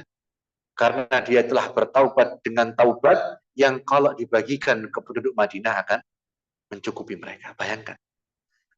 Saking taubatnya itu tulus, minta ampunannya Allah Subhanahu wa Ta'ala. Walaupun dia pernah melakukan apa? Zina. Ya. Lalu yang berikutnya. Zina ghairu muhsan, ya. Ini yang bukan muhsan. Kurang 4 halaman lagi, ya. Waktunya masih ada sedikit. Baik. Hukum yang ghairu muhsan ini apa? Yang tidak tercukupi syarat-syarat muhsan. Hukumnya apa? Dicambuk 100 kali, tahwa taghribu amin, dan diasingkan selama setahun. Hanya saja disyaratkan untuk mengasihkan wanita dengan disertai mahramnya. Berdasarkan Allah SWT, az-zaniyatu waz-zani fajlidu kulla wahidin minhuma mi'ata jaldah. Lalu diasingkannya mana, Ustaz? Khudhu anni qad ja'alallahu lahunna sabila al-bikru bil bikri jaldu mi'atin wa nafyu sanah. Ya. Dalam hadisnya nafyu sanah. Kalau bisa pakai taghrib, ya. Taghrib wa'am. Karena nafyu itu bisa dipahami apa? Di hukuman mati, ya, nafi. Tapi kalau taghrib itu diasingkan. Ya. Nah, kalau di Saudi, ya, dicambuk, ya, sudah dicambuk terus diasingkan, itu biasanya di kota yang bukan kota besar. Ya, jadi misalnya kalau di sini mungkin di desa, ya, atau kabupaten yang agak masuk gitu. Bukan kota besar. Kenapa? Kalau kota besar, ya sama aja gitu, ya. Dia dihukum, ya, nge-mall, ya kan, dihukum bioskop, ya, nyantai gitu, nggak ngurus. Ya. Tapi kalau di desa, wah, itu ada hukuman itu terasa. Dan biasanya untuk memastikan si istilahnya apa ya? Jangan narapidana ya. Iya, tapi orangnya ini ya yang berzina ini untuk tidak kabur itu mereka ngisi absensi. Ya. Jadi ada kantor polisi ya, kantor syurtoh itu ada absensinya. Jadi mereka datang tiap pagi sama sore, ya shift pagi sama shift sore. Mungkin ya pagi jam 7 jam 8 ya tanda tangan, sore habis asar gitu tanda tangan lagi untuk memastikan dia nggak kabur. Tapi harus dibedakan hukuman ya seperti ini dicambuk terus diasingkan. Bukan berarti masyarakat itu boleh istilahnya apa maito ya, boleh ngelek-ngelek ya, boleh menjelek-jelekkan. Misalkan kita tahu, oh dia dihukum ini, dihukum itu tidak memberikan alasan atau validasi untuk masyarakat mengolok-ngolok orang tersebut. Malah harus sebaliknya, dia berdosa, sudah ditegakkan hukuman, maka insya Allah kalau dia jujur dalam taubatnya, dosanya sudah diampuni. Jadi jangan, memang betul ya di antara aspek yang mengkhawatirkan ya membuat orang itu tidak mau melakukan kejahatan itu hukuman apa? Hukuman apa istilahnya? Hukuman sosial. Ya, kalau sekarang misalkan ya restoran ya enggak menjaga kebersihan, terus ada kecoa, gitu. Di foto, di video masuk X ya, langsung ruame ya. Kalau gak viral gak mari orang-orang. Jadi karena saking ngelosnya hukum itu, jadi malah yang ditakuti itu hukuman sosial gitu, kuali. Kalau Islam enggak, hukuman hadnya ini, ya udah masyarakat jangan ikut-ikutan membuli, ya, bukan haknya masyarakat. Karena hak tadi apa? Kaitan dengan haknya Allah. Ketika sudah ditegakkan ya sudah, masyarakat tetap menganggap dia sebagai anggota masyarakat yang lain gitu, sama aja. Kalau yang berzina itu budak, maka hukumannya apa? 5 kali, 50 kali, mohon maaf ya, hukumannya 50 kali. Kenapa? Fa'alaihinna nisfu 'alal muhsanati minal adzab. Ya. Separuh azabnya orang yang merdeka. Ya. Karena demikian yang hamba saya juga nggak ada pengasingannya. Karena sunnah tidak menetapkan pengasingan bagi hamba sahaya. Ya. Di samping itu ya pengasingan juga merugikan majikannya ya. Nah, kalau kan dia harus kerja, ya, harus mengerjakan rumah mungkin atau harus garap sawah ya. Kalau diasingkan ya susah. Yang ketiga, dengan dasar apa zina ditempatkan? Nah, ini yang perlu kita perhatikan. Yang pertama, dia mengaku sendiri berapa kali? 4 kali. Walaupun di majelis yang tidak sama. Nah, ini para ulama juga ada yang menyebutkan yang lain ya, tapi di sini kita pakai pendapatnya penulis ya, di majelis yang tidak sama tetap diakui sebagai pengakuan ya. Karena Nabi SAW mempercayai Ma'is dan wanita Ghamidiyah. Adapun di syariat yang 4 kali, karena Ma'is mengakui di depan Nabi 3 kali dan Nabi menolak. Baru ketika dia mengaku yang keempat, maka Nabi menegakkan hukuman had. Pengakuannya seperti apa? Harus mengatakan terus terang bahwa dia melakukan zina dalam arti yang sebenarnya. Karena ada kemungkinan yang dia maksud dengan zina adalah, mohon maaf ya, bercumbu, tidak sampai bersetubuh ya. Kemudian tadi yang kami sebutkan, mungkin ya cuman mencium ya atau berpelukan dan semacamnya. La'allaka qabbalt aw ghamazt ya. Qala. Mungkin kamu cuma ya ciuman aja atau ya ngapa-ngapain. Enggak, Rasulullah maksudnya hanya benar-benar berzina. Dan ini sampai Nabi mengulang-ulang pertanyaannya. Jadi supaya jelas tidak ada keraguan yang tersisa. Lalu pengaku harus mempertahankan pengakuannya sampai hukuman had ditegakkan dan tidak mencabutnya. Ini yang kita sebut tadi. Nabi sendiri bertanya Ma'is berapa kali dengan harapan dia mencabut, ya, dia mundur. Mencabut pengakuannya. Dan saat Ma'is kabur ketika dirajam, itu yang kami sebutkan ya, dia mau kabur, Nabi bilang, "Allah taraktumuh, jarnoai lah gitu harusnya. Kok gak mau jarnoai gitu." Walaupun kalau saya ditangkap ya tetap harus ditegakkan lagi. Tapi kalau dia mau kabur ya harusnya dibiarkan. Perhatikan, saking siangnya ini. Sampai kalau belum ditegakkan, dia masih boleh untuk kabur. Dan kalau dia kabur nggak perlu dikejar. Lafadznya Nabi perhatikan, "Halla taraktumu." Oh kabuk jarno ae kata kok cara Jawanya itu kabuk jarno ae sih wong iku mang gitu ya. Nah, itu yang pertama. Kalau dia mengakui sendiri. Yang kedua, kesaksian empat orang saksi. Berkata firman Allah SWT, laula ja'u alaihi bi'arba'ati syuhada. Kenapa mereka yang menuduh itu ya tidak datang dengan 4 orang saksi ya, menuduh ya, menuduh. Kalau kita ingin menegakkan hukum had kepada orang lain, saksinya harus 4 orang laki-laki. Fastashidu alaihinna arba'atam minkum. Syarat-syaratnya apa? Pertama, 4 orang berdasarkan di atas. Ya. Kalau kurang dari 4, 3, maka tidak diterima. Yang kedua, mereka adalah orang yang mukallaf, dewasa, dan berakal. Maka orang yang gila ataupun anak-anak, kesaksiannya tidak diterima. Yang ketiga, mereka adalah laki-laki yang adil, laki-laki yang soleh. Dia sholat 5 waktu, ya. Kemudian dia berpuasa Ramadan, ya. Dan hal lainnya. Dia nggak suka minum khamr, nggak melakukan dosa besar, ya. Yang adil.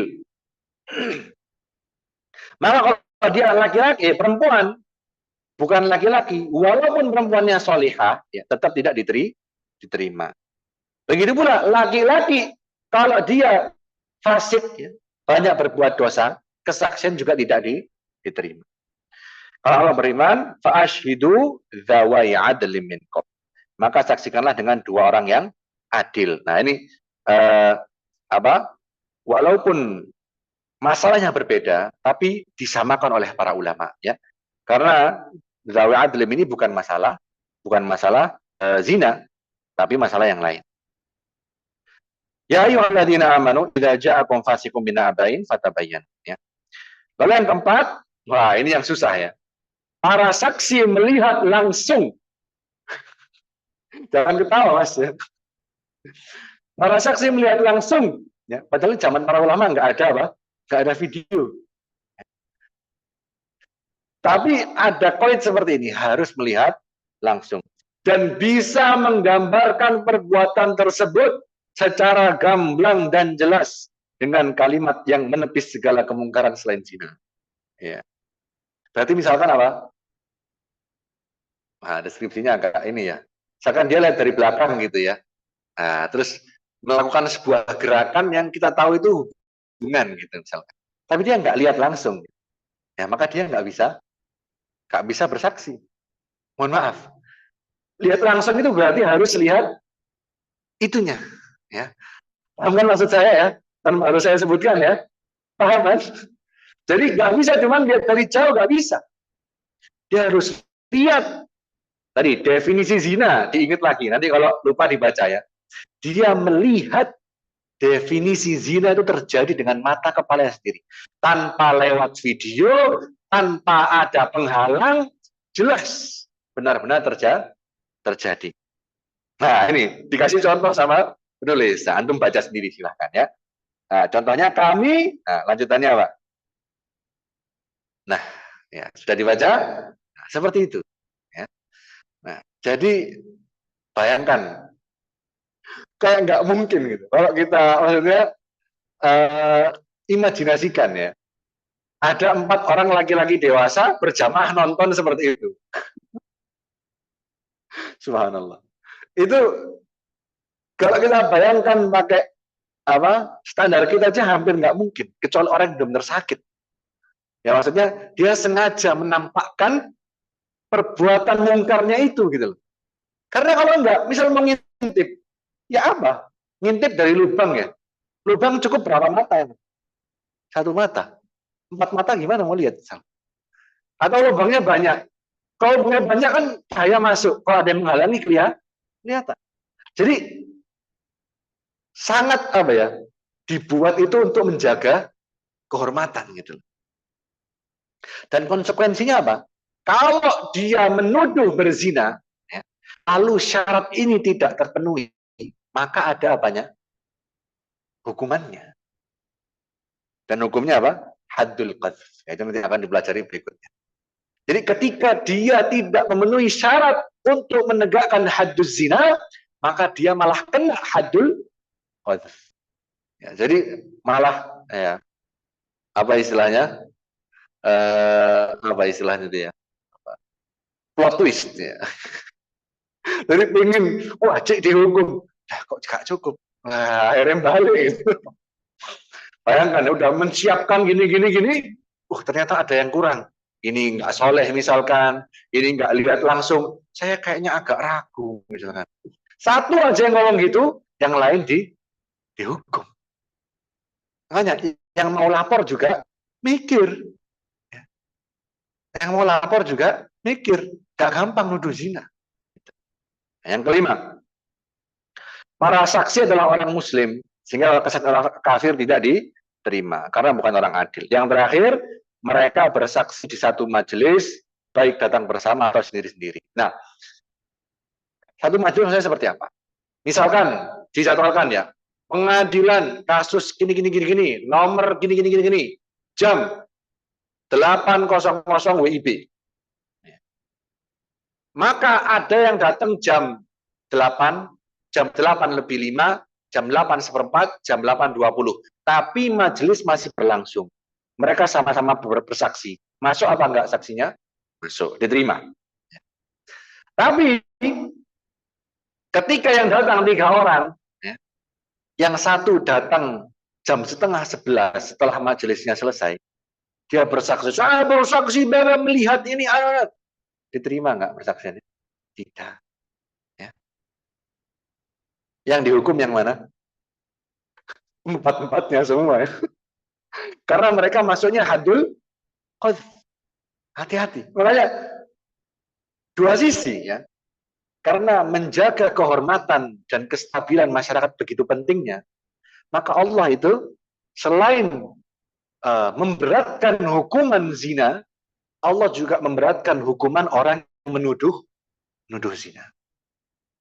Jadi ini min hakimil khabir, dari yang maha bijaksana dan maha mengetahui. Subhanallah. Bila salah satu syarat di atas dosa, maka para saksi dihukum dengan haddul qadhf, karena mereka menuduh orang lain berzina. Na'udzubillah min dzalik. Nah, demikian yang bisa kami sampaikan pada pagi hari ini. Nah, mungkin ada yang mau ditanyakan sebelum kami tutup, kami persilahkan.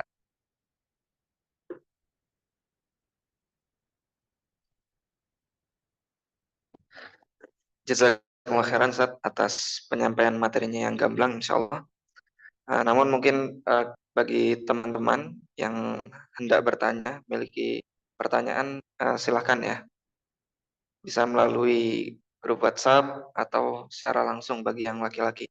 Mungkin mas-mas di sini mungkin ada yang ditanyakan.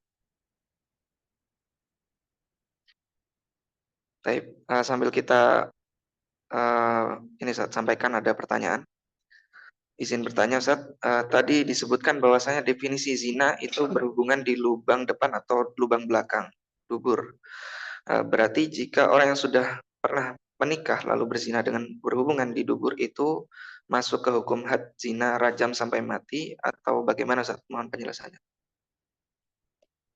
Ya, bismillah, alhamdulillah, wassalatu wassalamu ala rasulillah. Jawabannya iya.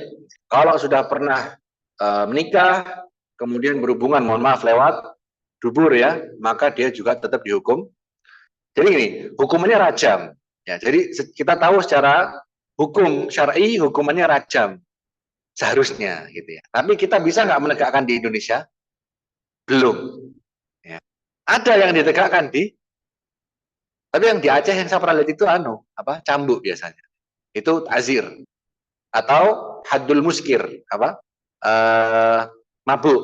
Ya. Tapi yang rajam saya belum baca. Nah, jadi hukumannya memang hukum rajam.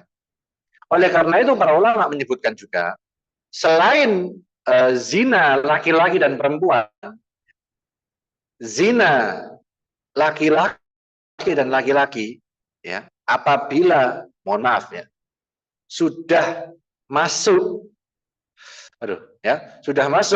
maka hukumannya juga hukuman zina. Hadduhu hadduz zina, haddul luwati kata para ulama, haddul liwat itu haddu az-zina. Walaupun sebagian ulama lain ada yang menyebutkan hukuman lain. Misalkan apa? Ada yang ambil hukum dari ayat tentang kaumnya Nabi Lut. Hukumannya apa?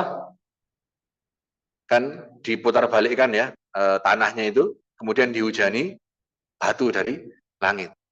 Kalau sebagian ulama ada juga yang menyebutkan, maka hukumannya apa? Dijatuhkan dari tempat yang tinggi, kemudian dilempar. Ya ini para ulama berpendapat. Tapi yang ini yang jelas hukuman hubungan dengan laki-laki, karena laki-laki nggak mungkin masuk dari depan. Ya. Laki-laki nggak ada, mohon maaf ya, nggak ada bagian depannya, ya, lubang di depan. Maka pasti lewat belakang. Dan itu kalau saya seperti itu juga masuk kategori zina. Wallahu a'lam. Jazakumullah khairan atas jawabannya, Ustaz. Kemudian Ustaz, sambil nunggu pertanyaan dari teman-teman yang lain, karena ada pertanyaan juga Ustaz, terkait had zina tadi Ustaz. Nah, ya mungkin ada juga yang ketika diberikan had itu dia tidak ridho, Ustaz. Mungkin bukan atas dasar keinginan sendiri, bahkan dia ya semacam mengingkari seperti Ustaz. Nah, sedangkan setelah diberi had akan meleburkan dosanya.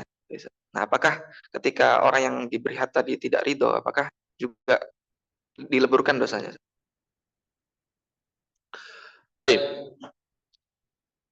Kan ada dua tadi. Had bisa tegak. Yang pertama kalau dia mengaku sendiri. Kalau dia mengaku sendiri, selama hukuman belum ditegakkan, dia masih boleh apa? Kabur.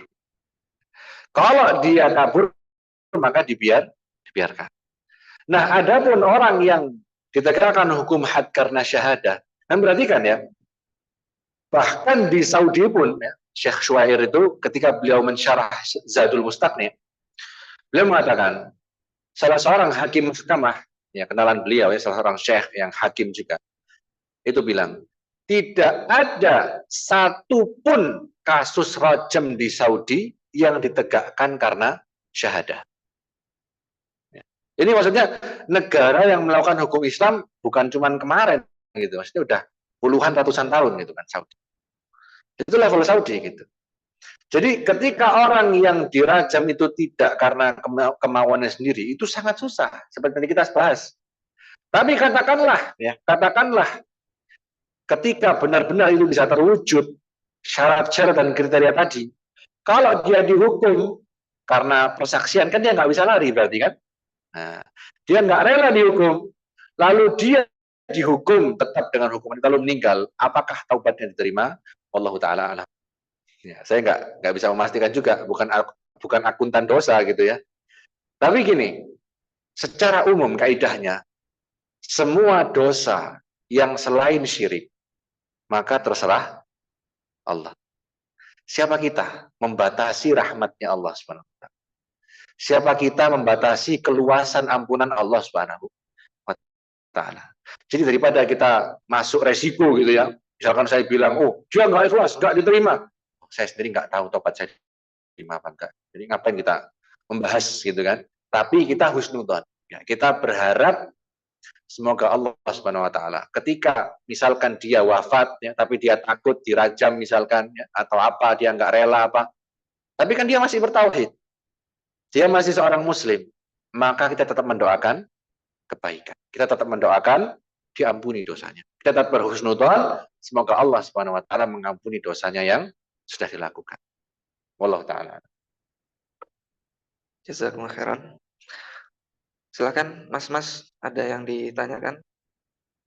Sudah mungkin. Ada pertanyaan lagi Ustaz dari grup. Apakah dengan banyaknya maraknya zina saat ini Ustaz, ini sudah termasuk tanda akhir zaman?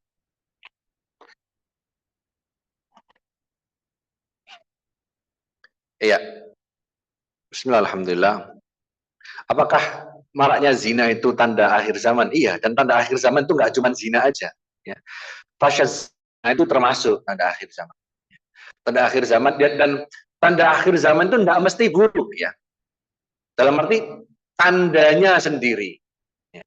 Tapi dekat dengan akhir zaman itu bisa jadi semakin buruk gitu loh. Jadi misalkan tanda yang disebutkan dalam hadis arba'in, ya kan? Ada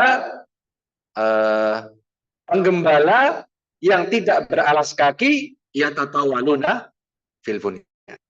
Saling berlomba-lomba membangun bangunan yang tinggi. Seperti sekarang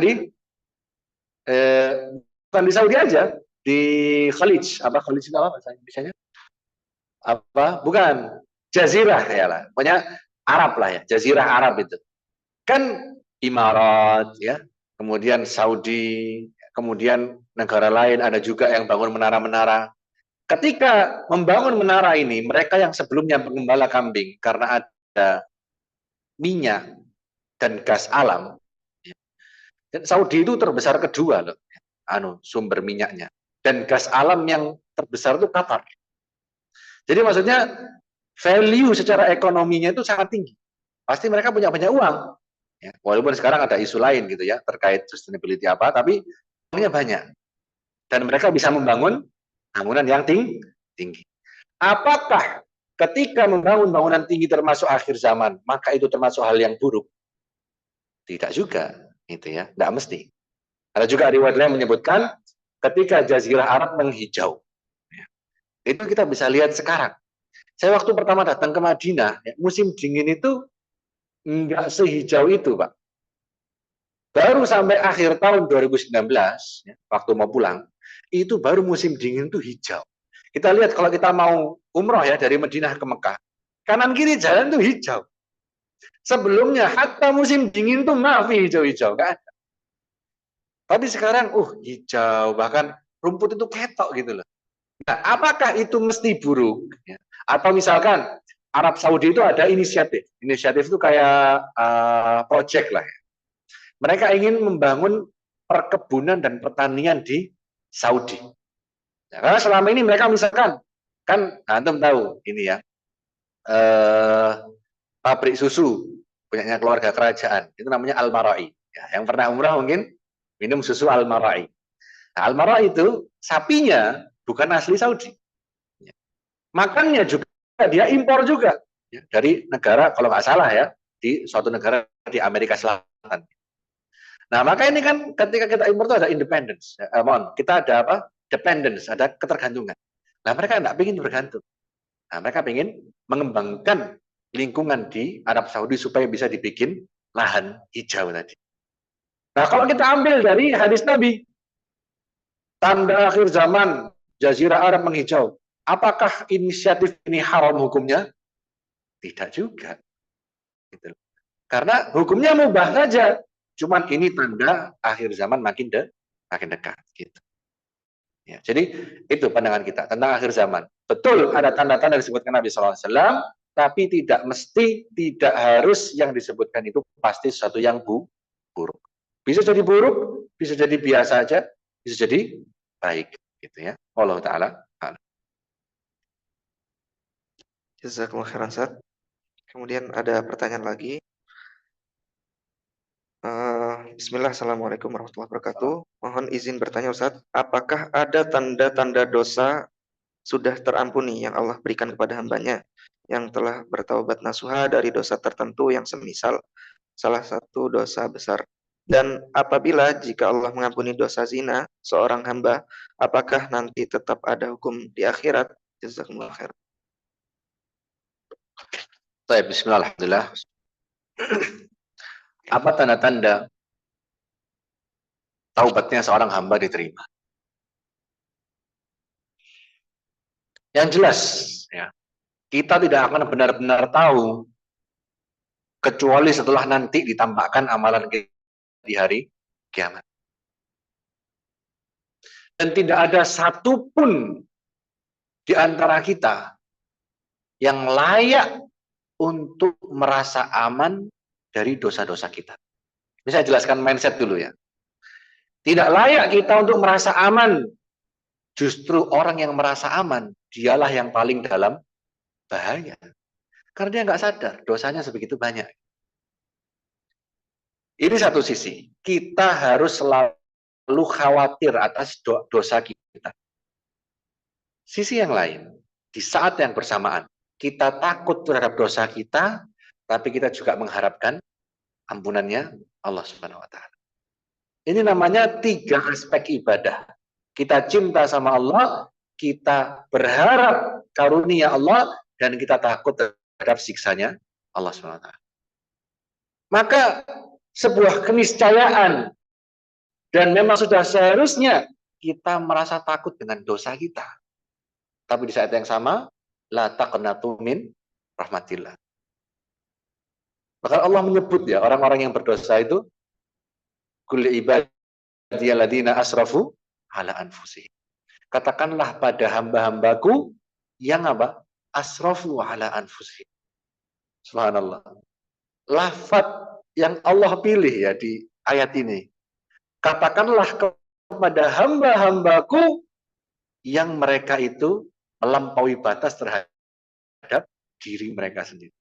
Jadi kasarannya coro Jawa, mokong wis ya, mokong pol ya. Asrafu itu bukan cuma berbuat dosa, enggak, berbuat dosa yang kebacut lah istilahnya. Tapi Allah masih menyebut kita apa? Ibadi, hamba-hambaku. Apa yang disuruh sampaikan? La taqnatu min rahmatillah. Jangan putus asa dari kasih sayangnya Allah Subhanahu wa taala. Innallaha yaghfiru dzunuba jami'an. Allah itu sesungguhnya mengampuni semua dosa. Tentu selain dosa syirik. Jadi mindsetnya ini dulu. Kita kalau berbuat dosa dan begitu banyak dosa yang kita lakukan, kita harus selalu takut terhadap siksaan atas doa itu, dan kita harus selalu berharap ampunan Allah di saat yang sama. Jadi supaya apa? Seimbang. Orang kalau takut kok sama dosa, dia mikir apa? Dia wis entek kalau kesempatan maneh lapo berbuat baik. Tapi kalau dia hanya diampuni kok santai. Allah Ghafurur Rahim, Rahimun Halim, Allah Raufur Rahim. Santai bro ya. Woles misalkan. Naudzubillah min dzalik. Padahal Allah juga syadidul iqab. Maha keras siksanya. Jadi harus seimbang. Nah, ini mindsetnya. Kemudian baru yang berikutnya. Apa tanda yang membuat kita bisa husnudzon bahwa taubat kita terima? Yang paling terlihat, dan ini bisa dipakai dua sisi. Yang paling terlihat adalah ketika kita benar-benar berubah setelah kita bertaubat dari melakukan sebuah dosa. Kalau sebelumnya naudzubillah ya, kita terjatuh dalam dosa misalkan pacaran, naudzubillah min dzalik, atau dosa bermesra-mesraan dengan bukan mahram. Maka kita menyesali perbuatan itu dan kita fokus kepada hal yang Allah perintahkan. Kita menjauhi apa yang Allah haramkan. Dan kita bisa istiqamah, maka kita husnudzon. Kita berharap Allah menerima taubat kita. Karena apa? Ada sebuah ucapan yang disebut dengan para ulama. Ganjaran terbaik dari sebuah hasanah, sebuah kebaikan adalah apa? Al-hasanatu ba'daha. Adalah kebaikan setelahnya. Kalau kita berbuat baik, tanda perbuatan amal soleh kita diterima adalah kita dimudahkan melakukan amalan soleh yang lain. Dan di antara hukuman yang paling berat untuk sebuah dosa, lisayyi'ah, adalah as-sayyi'atu ba'daha. Ketika kita berbuat dosa, dan Allah biarkan kita terus-terusan melakukan dosa tersebut. Na'udzubillah min dzalik. Ya, jadi itu, kalau kita kemudian bisa bertaubat, Allah mudahkan, Allah tolong, Allah kita tentu dengan usaha kita juga, kita menjauhi orang-orang yang buruk, kita mencari lingkungan yang baik, ya. Maka kita berhusnudzon, Allah menerima taubat kita. Dan kemudian, kalau seandainya kita sudah bertaubat, apakah Allah tetap akan menghukum? Ya. Ketika taubat sudah diterima, maka kesalahan itu cuma akan disebut. Apa bedanya hisaban yasiro dengan hisaban asiro? Dan doa setelah tasyahud itu apa? Kurang lebih ya lafadznya inni nas'aluka hisaban yasiro gitu. Atau kama qala sallallahu alaihi wasallam. Intinya meminta hisab yang mudah. Hisab yang mudah itu apa? Bukan berarti yang dosa nggak dibaca, enggak. Yang taat dibaca, yang dosa juga dibaca. Tapi bedanya apa? Hisaban yasira, kamu melakukan dosa ini di hari ini, tempat ini, maka ghafar. Dan sudah aku ampuni. Gitu. Jadi catatannya tetap ada, nggak bisa hilang. Tapi sudah Allah Ta'ala ampuni. Tapi hisaban yasira, hisab yang susah, ketika dihisab kesalahannya, dosa hari ini, di tempat ini, melakukan ini, dia tetap akan disiksa. Naudzubillah min dzalik. Wallahu taala. Nah, ini pertanyaan lagi Ustaz, terkait sholat taubat Ustaz. Kapan kira-kira dilaksanakan? Ya. Baik. Sholat taubat itu sebagai ulama memasukkannya dalam sholat yang umum. Jadi bukan sholat khusus, tapi dia masuk sholat yang mutlak. Tapi ada juga yang menyebutkan sholat taubat itu sholat khusus yang dilakukan ketika kita melakukan dosa. Kapan dilakukan? Kapanpun kita merasa berbuat dosa, maka disyariatkan untuk melakukan sholat taubat. Tata caranya ya sama seperti sholat sunnah seperti biasa, berwudu, kemudian sholat 2 rakaat, lalu dia boleh berdoa sesuai apa yang dia inginkan. Atau bisa juga dia berdoa dalam sholatnya. Dia dalam sujud, dia minta ampunan Allah Subhanahu wa taala. Jadi apapun dosa yang kita lakukan, ya, apalagi subhanallah, kita mungkin pernah merasakannya saat-saat di mana iman kita itu tinggi. Ya seharusnya kita mengusahakan terus iman kita tinggi ya. Tapi kita bisa merasakan. Kita tahu kok kapan iman kita itu tinggi. Ketika mohon maaf pandangannya melihat yang haram itu langsung gak nyaman rasanya. Ketika mengatakan yang tidak layak itu langsung gak enak hatinya. Maka boleh kita merasakan terbebani dengan dosa yang kita lakukan. Ketika kita melakukan dosa, langsung melakukan sholat taubat. Dan apakah ada bacaan tertentu? Wallahu alam, mungkin sebagian ulama ya ada yang menyebutkan bacaan, tapi ya, yang saya tahu ya, tetap sholat seperti biasa, kemudian berdoa dengan yang kita inginkan, dan memperbanyak istighfar sudah cukup. Wallahu taala alam. Nah, Ustaz, jazakumullah khairan. Mungkin ini saya beri kesempatan terakhir buat Mas-mas. Ya. Tidak ada ya? Insya Allah tidak ada Ustaz. Alhamdulillah dengan berakhirnya sesi tanya jawab ini, maka berakhirlah pula pertemuan kita pada hari ini. Ya. Terkait dengan berakhirnya program kelas syariah Muslim offline dan online di kelas dasar ini, ya kami mengajak teman-teman yang mungkin belum bergabung, kemudian juga yang sudah bergabung di kelas syariah yang dasar. Dan alhamdulillah kita sudah banyak alumninya, ada beberapa angkatan. Jadi harapannya di kelas syariah lanjutan yang dengan kurikulum kita tetap sama, kita tetap menggunakan fikih muyasar ya. Dan insya Allah semoga Allah beri kekuatan kita untuk menghatamkan kitab tersebut. Ya, jadi harapannya teman-teman juga terus semangat untuk menuntut ilmu agama dan juga silahkan bisa bergabung di kelas syariah lanjutan. Mungkin itu dari kami, dan mungkin kami minta ini Ustaz, closing statement mungkin dari Ustaz, dan juga mungkin ada silakan diberi ajakan. Kami izin untuk memutar kamera dulu.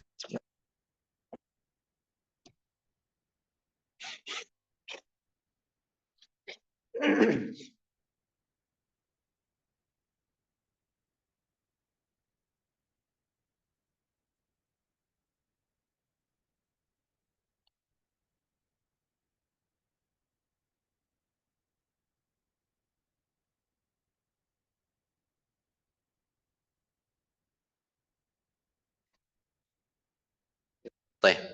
Bismillahirrahmanirrahim. Ya ikhwah sekalian, pada hari ini kita belajar bahwasanya syariat yang Allah Ta'ala turunkan kepada Nabi Muhammad SAW adalah syariat yang sempurna. Dan bahwasanya Allah Subhanahu Wa Ta'ala yang memerintahkan kita untuk mengamalkan syariat ini adalah yang paling adil, yang paling bijaksana, dan yang paling menyayangi makhluknya. Bahkan kasih sayang Allah Subhanahu Wa Ta'ala pada makhluknya lebih daripada kasih sayang seorang ibu terhadap anaknya.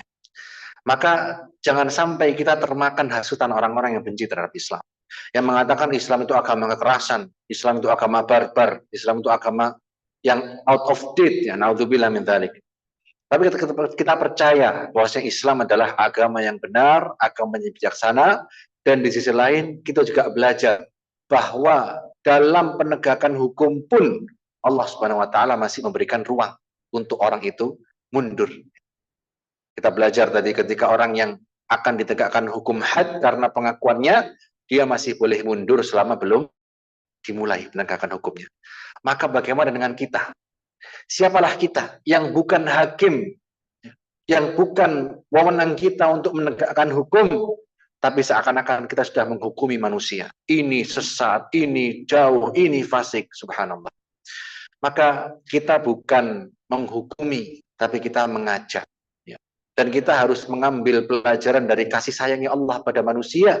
Kita sebagai hambanya Allah Subhanahu wa taala tentu harus lebih berkasih sayang kepada sesama saudara kita. Kita mengajak dengan cinta, mengajak dengan kasih sayang untuk bersama-sama menuju surganya Allah Subhanahu wa taala. Demikian yang bisa kami sampaikan. Kita tutup dengan kafaratul majelis. Subhanakallahumma bihamdik asyhadu an la ilaha illa anta astaghfiruka wa atubu ilaik. Assalamualaikum warahmatullahi wabarakatuh. Jazakumullah khairan Ustaz atas penyampaian materinya.